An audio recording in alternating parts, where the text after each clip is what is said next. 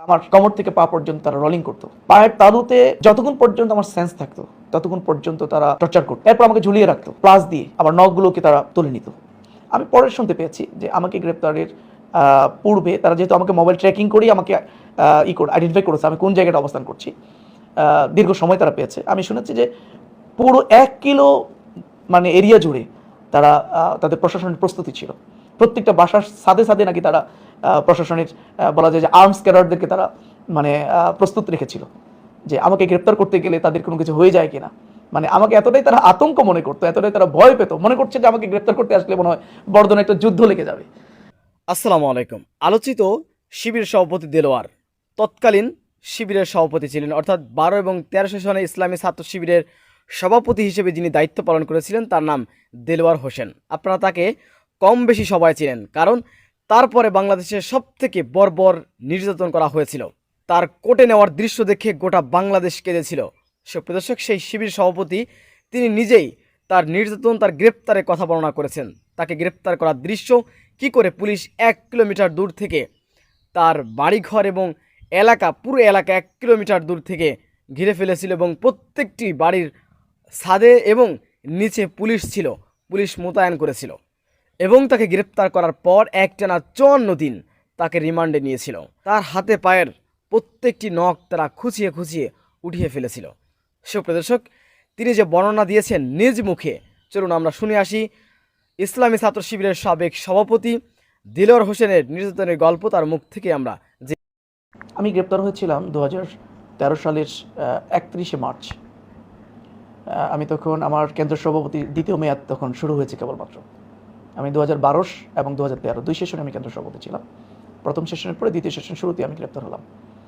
এমন একটা প্রেক্ষাপটে আমি গ্রেপ্তার হয়েছিলাম যখন আমাদের জামাত ইসলামের শীর্ষ নেতৃবৃন্দকে এক এক করে গ্রেপ্তার করে মিথ্যা মামলা সাজিয়ে, মিথ্যা সাক্ষী বানিয়ে, একটা বলা যায় যে একটা গল্প বানিয়ে তারা আমাদের নেতৃবৃন্দকে একের পর এক তারা যে ক্যাঙ্গারু ট্রাইব্যুনাল যেটাকে বলা হয়েছে, আন্তর্জাতিকভাবেই যে ট্রাইব্যুনালকে নিয়ে প্রশ্নবিদ্ধ করা হয়েছে, সেই ট্রাইব্যুনাল একের পর এক যখন আমাদের নেতৃবৃন্দকে নিয়ে তারা মামলা পরিচালনা করছিল, আমাদের নেতৃবৃন্দের বিরুদ্ধে ফাঁসির রায় দিচ্ছিল, ঠিক সেই সময় ছাত্র শিবির দেশ এবং জাতির প্রয়োজনেই রাজপথে তখন ভূমিকা রাখা শুরু করে ফ্যাসিবাদী আওয়ামী সরকারের বিরুদ্ধে।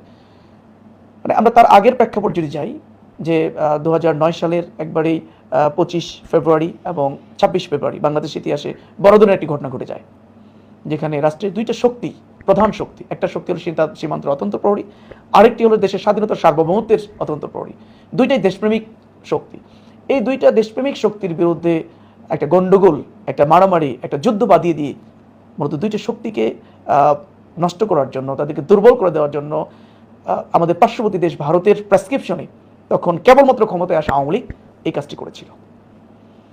তো এরকম একটা প্রেক্ষাপটে যখন এগিয়ে যাচ্ছিল, এই ঘটনাগুলোর এগেনস্টে জামাত ইসলামী একটা দেশপ্রেমিক রাজনৈতিক সংগঠন, ছাত্র শিবির একটা দেশপ্রেমিক ছাত্র সংগঠন, আমরা আমাদের দেশাত্মবোধ থেকে জায়গা থেকে, দেশপ্রেমের জায়গা থেকে আমরা যখন তখন ক্ষমতায় আসা ডিজিটাল কারচুপি আর ভারতের প্রেসক্রিপশন আর মঈনুদ্দিন ফখরুদ্দিন সরকারের বলা যায় যে প্রত্যক্ষ মদদে আওয়ামী লীগকে তখন ক্ষমতায় নিয়ে আসা হয়েছিল।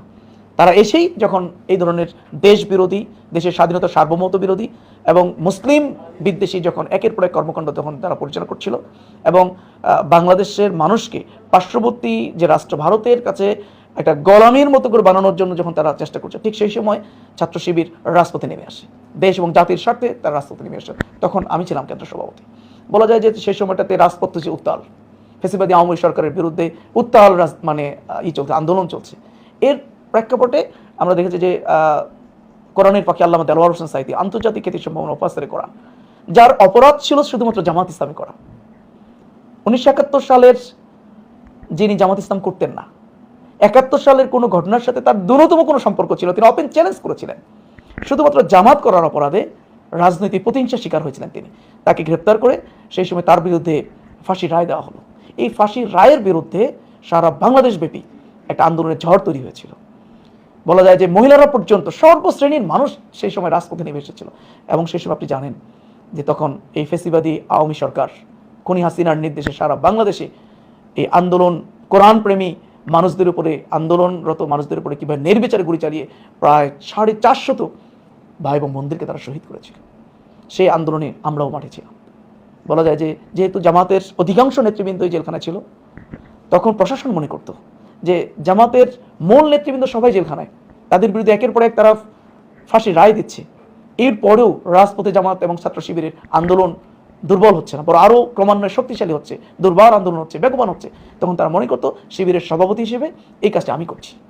তারা আমাকে মনে করতো আমি সারা বাংলাদেশের এই আন্দোলনকে পরিচালনা করছি, যার কারণে আমার প্রতি তাদের প্রশাসনের এবং খুনি হাসিনা সরকারের ক্ষোভটা ছিল অনেক বেশি, আক্রোশটা ছিল অনেক বেশি। এমন একটা প্রেক্ষাপটে আমাকে দীর্ঘদিন ধরেই তারা গ্রেপ্তার করার চেষ্টা করছিলেন, তারা আমাকে অবজার্ভ করছিলেন, আমাকে ট্র্যাকিংয়ের আওতায় নিয়ে এসেছিলেন। একটা পর্যায়ে মোবাইল ট্র্যাকিংয়ের মাধ্যমে ঢাকার শ্যামলী থেকে আমাকে গ্রেপ্তার করা হয়। আপনারা জানেন এরপর ইতিহাসটা, আপনারা জানেন যে গ্রেপ্তারের পরে আমাকে একটানা একটু গ্রেপ্তারের সময়টার কথা একটু শুনবো যদি বলা যায়, কিভাবে হ্যাঁ গ্রেপ্তার করে। এখানে গ্রেপ্তার যখন করলো আমাকে ডিবি থেকে বড় একটা টিম, আমি আসলে পুরোটা বলতে পারবো না, এই জন্য আমি তো ছিলাম হলো একটা ঘরের ভিতরে, আমি এক আত্মীয়ের বাসায় সেখানে গিয়েছিলাম দাওয়াত খাওয়ার জন্য। আমি সবেমাত্র দুপুরের খাবার শুরু করব এরকম একটি মুহূর্তে হঠাৎ করেই দরজা নক করে, দরজা খুলে দেওয়া হলে মানে বলা যায় একসাথে প্রশাসনের ব্যাপক মানে তাদের অফিসার এবং তাদের সৈন্যরা রুমের ভিতরে ঢুকে যায়। আমি পরে শুনতে পেয়েছি যে আমাকে গ্রেপ্তারের পূর্বে তারা যেহেতু আমাকে মোবাইল ট্র্যাকিং করেই আমাকে আইডেন্টিফাই করেছে আমি কোন জায়গাটা অবস্থান করছি, দীর্ঘ সময় তারা পেয়েছে। আমি শুনেছি যে পুরো 1 কিলো মানে এরিয়া জুড়ে তারা তাদের প্রশাসনের প্রস্তুতি ছিল। প্রত্যেকটা বাসার সাথে সাথে নাকি তারা প্রশাসনের বলা যায় যে আর্মস ক্যাডারদেরকে তারা মানে প্রস্তুত রেখেছিল যে আমাকে গ্রেপ্তার করতে গেলে তাদের কোনো কিছু হয়ে যায় কিনা। মানে আমাকে এতটাই তারা আতঙ্ক মনে করতো, এতটাই তারা ভয় পেত, মনে করছে যে আমাকে গ্রেপ্তার করতে আসলে মনে হয় বড় ধরনের একটা যুদ্ধ লেগে যাবে। মানে বড় যে একটা যুদ্ধের বড় প্রস্তুতি নিয়ে আমাকে গ্রেপ্তার করতে এসেছে। 1 কিলো এরিয়া জুড়ে তারা কটন করে ফেলেছে, 1 কিলো এরিয়া জুড়ে প্রত্যেকটা বাড়ির সাথে সাথে তারা মানে সিসি ক্যামেরা এবং প্রশাসন অ্যালার্ট করে ফেলেছে, তৈরি করেছে। এরকম একটা প্রেক্ষাপটে তারা আমাকে গ্রেপ্তার, আর আমাকে গ্রেপ্তার করার সাথে সাথে তারা আমার চোখ বেঁধে ফেলে, আমার দুই হাত পিছনে বেঁধে দেয়। এরপরে আর আমি আসলে কিছুই বলতে পারি না, আমাকে কোথায় নিয়ে যাওয়া হলো। এই যে আমাকে নিয়ে যাওয়া হলো, নিয়ে যাওয়ার পরে আমাকে সারা রাত বলা যায় যে অমানবিক টর্চার আমার শরীরের উপর হলো। সেই ইতিহাসটা আসলে পরবর্তী সময়ে দেখেছেন। পরের দিন যখন আমাকে কোর্টে তোলা হলো, গ্রেপ্তারের পরের দিন আমাকে কোর্টে নেওয়া হলো। কোর্টে নেওয়ার পরে আমাকে প্রথম দিনই 14 দিনের রিমান্ড আমাকে মঞ্জুর করলো। আমি শারীরিকভাবে প্রচণ্ড অসুস্থ ছিলাম, আসলে দাঁড়ায় থাকার মতো আমার কোনো শক্তি ছিল না শরীরে। এরপরেও আমাকে গ্রেপ্তারকে কেন্দ্র করে যেন কোনো ধরনের বিশৃঙ্খলা তৈরি না হয়, আমাদের জনশক্তি যেন কোনো আবেগপ্রবণ কোনো সিদ্ধান্ত না নিয়ে ফেলে, কোনো সারা দেশের জন্য কোনো গণ্ডগোল না হয়ে যায়, এই জন্য আমি কষ্ট করে আমার জনশক্তিকে সান্ত্বনা দেওয়ার জন্য, দেশবাসীকে সান্ত্বনা দেওয়ার জন্য আমি খুব হাসি মুখে সবার সাথে কথা বলেছিলাম, হাত নেড়ে নেড়ে সবাইকে আমি সান্ত্বনা দিয়েছিলাম। এটাই ছিল আমার অপরাধ, যে তার আগের দিন রাতে আমার উপরে এত অমানবিক টর্চার করা হলো। তারা ভেবেছিল আমি দাঁড়াতে পারবো না, আমি কথা বলতে পারবো না। পরের দিন এসে আমি যখন হাসি মুখে সবার সাথে কথা বললাম, এটা তারা কোনোভাবেই মেনে নিতে পারে। এটাই ছিল আমার, ওদের কাছে আমার অপরাধ, যে কেন তুমি সেখানে হাসি মুখে তুমি কথা বলতে পারলে কেমনে। তো এখান থেকে নিয়ে যাওয়া, আবার 14 দিনের রিমান্ড নিয়ে যাওয়ার পর আমাকে আবার ডিবিতে নেওয়া হলো। ডিবিতে একটানা 14 দিন আমাকে রেখেছিল। তো এই 14 দিনে আমাকে কারোর সাথে সাক্ষাৎ করতে দেওয়া হয়নি।